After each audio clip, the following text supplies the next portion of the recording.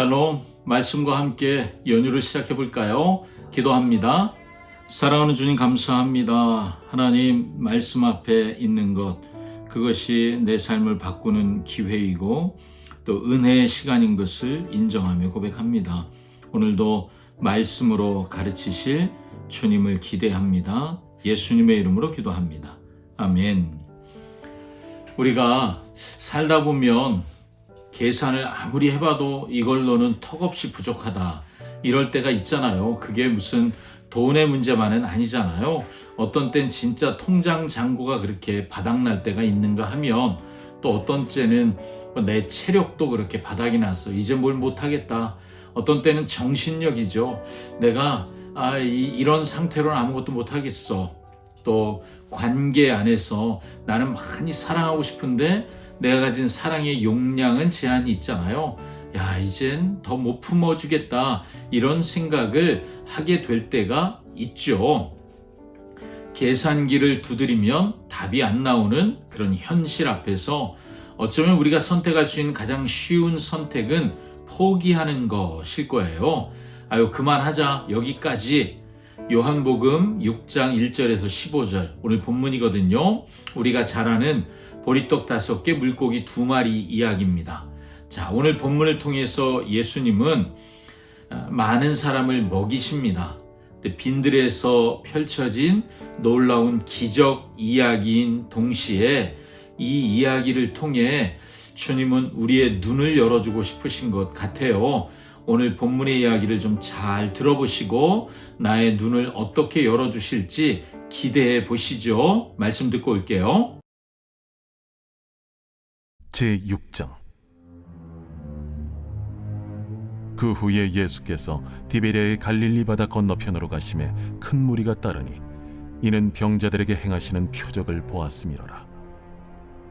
예수께서 산에 오르사 제자들과 함께 거기 앉으시니 마침 유대인의 명절인 유월절이 가까운지라. 예수께서 눈을 들어 큰 무리가 자기에게로 오는 것을 보시고 빌립에게 이르시되, 우리가 어디서 떡을 사서 이 사람들을 먹이겠느냐? 이렇게 말씀하심은 친히 어떻게 하실지를 아시고 빌립을 시험하고자 하심이라. 각 사람으로 조금씩 받게 할지라도 200데나리온의 떡이 부족하리이다.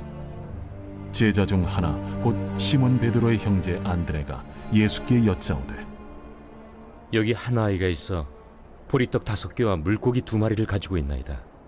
그러나 그것이 이 많은 사람에게 얼마나 되겠사옵나이까? 이 사람들로 앉게 하라. 하시니 그곳에 잔디가 많은지라 사람들이 앉으니 수가 5,000명쯤 되더라. 예수께서 떡을 가져 축사하신 후에 앉아있는 자들에게 나눠주시고 물고기도 그렇게 그들의 원대로 주시니라. 그들이 배부른 후에 예수께서 제자들에게 이르시되, 남은 조각을 거두고 버리는 것이 없게 하라. 이에 거두니 보리떡 5개로 먹고 남은 조각이 12바구니에 찼더라. 그 사람들이 예수께서 행하신 이 표적을 보고 말하되, 이는 참으로 세상에 오실 그 선지자라. 그러므로 예수께서 그들이 와서 자기를 억지로 붙들어 임금으로 삼으려는 줄 아시고 다시 혼자 산으로 떠나가시니라. 아멘. 많은 사람이 예수님을 따라와요. 아마 6월절이 가까웠으니까 순례객들도 많이 왔을 겁니다. 예수님의 인기가 올라가니 사람들이 찾아오기 시작해요. 그때 예수님이 빌립을 시험하세요. 시험했다고 본문이 말하잖아요. 우리가 어디서 떡을 사서 이 사람들을 먹이겠느냐? 5절에 질문하시죠. 빌립은 그 동네 벳세다라고 하는 그 동네 출신이었고요. 지리가 아마 화냈겠죠. 그리고 계산이 빨랐습니다. 즉각 머릿속에 계산기를 돌려보는 거죠. 조금씩만 줘도 200데나리온, 이거 가지고도 이게 7달치 월급이라고 하잖아요. 실제로는 그거보다 훨씬 많은 1년치 월급이 될 수 있는 돈인데 부족합니다. 계산은 부족하다였습니다. 자, 그의 계산이 틀렸을까요? 아니요, 정확하죠. 그런데 그가 빼먹은 게 하나 있죠. 예수님의 능력이었습니다. 그는 안 되는 이유만 계속 계산기를 두드리며 보고 있는 거예요. 빌립은 그런 사람이었다는 거죠. 그 옆에 안드레가 있었습니다. 근데 안드레는 사람들 속을 뒤져서 먹을 것이 있는 사람을 찾기 시작했고 한 아이의 도시락을 찾아옵니다. 보리떡 5개, 물고기 2마리. 자, 서민의 식사예요. 어린아이가 먹어도 겨우 배부를 정도의 작은 양입니다. 그래서 9절에 안드레도 이렇게 고백합니다. 그러나 그것이 이 많은 사람에게 얼마나 되겠사옵니까? 이게 무슨 도움이 되겠습니까? 안드레도 확신은 없어요. 그가 음식을 찾아오는 열심까지는 있었지만 예수님 앞에 들고 가긴 했지만 이거 가지고 뭘 하죠? 확신이 없어요. 왜요? 그가 보기에도 초라하잖아요. 그런데 예수님 손에 그게 들려졌습니다. 자, 여러분, 기적이 언제 시작되죠? 내 것을 예수님 손에 올려놓았을 때 그때 기적이 시작됩니다. 예수님이 사람들을 앉게 하시고요. 그리고 그 작은 도시락을 들고 축사하셨다고 표현하죠. 감사 기도를 드리셨습니다. 자, 저는 이 말씀 묵상하면 이런 생각이 들어요. 아니 5,000명, 남자만 5,000명이 지켜보고 있잖아요. 앉으라고 해서 다들 앉았고 주목할 거 아니에요. 근데 그 조그만 걸 들고 감사기도 나 같으면 할 수 있을까? 여러분 어떠세요? 예수님은 불평이 나올 만한 상황에 감사를 선택하시는 걸 보여주시는 거죠. 그리고 나눠주시는데 한 가지 기준이 있어요. 11절, 그들의 원대로 주시니라. 원하는 만큼, 먹고 싶은 만큼, 배부를 만큼 나눠 주셨습니다. 조금씩 맛만 보는 게 아니었다는 얘기잖아요. 그렇게 배부르게 먹고 남았어요. 자, 이 사건은 광야에서 만나를 먹이셨던 모세의 기적을 떠올리게 하지요. 예수님은 모세보다 크신 분이죠. 생명의 떡을 주시는 예수님이심을 보게 됩니다. 자, 사람들이 배부르니까요, 반응이 폭발적입니다. 이는 참으로 세상에 오실 그 선지자라. 14절, 그 선지자. 여러분, 이 그 선지자라는 말은 많은 선지자 중에 한 사람이 아니라 바로 그 선지자. 이게 신명기 18장 15절에 모세가 예언한 선지자가 있었어요. 모세가 나와 같은 선지자를 보내시리라. 바로 그 선지자 아니냐 사람들이 확신하기 시작한 거예요. 그리고 예수님을 억지로 붙잡아서 자기들의 임금, 왕으로 삼으려고 했습니다. 왜 그랬을까요? 그들은 생각하는 거죠. 그들이 생각하는 그 선지자, 메시아는 어떤 분이에요? 이분만 있으면 우리 먹고 사는 거 문제없다. 그리고 이분만 있으면 로마도 물리칠 수 있다. 전쟁의 영웅, 그리고 통치하는 왕, 그들은 그런 메시아를 기다리고 있었고, 정치적 해결사, 경제적 해결사로 예수님을 찾기 시작했습니다. 그런데 15절에 예수님이 그 모든 제안을 거절하시죠. 그리고 혼자 산으로 떠나가셨습니다. 예수님은 떡을 주는 왕이 아니라 생명을 주기 위해 자신을 십자가에서 죽이기 위해 오신 왕이셨죠. 사람들의 환호 속에 십자가에 달려야 하는 그 길을 잃어버리지 않으셨어요. 그리고 묵묵히 혼자만의 길을 가시는 것입니다. 오병이어 이야기를 통해 우리는 예수님이 진짜 떡, 생명을 주는 떡 되신다는 사실을 우리가 다시 알게 됩니다. 마치 이날의 이 사건은 나중에 마지막 만찬과 연결되거든요.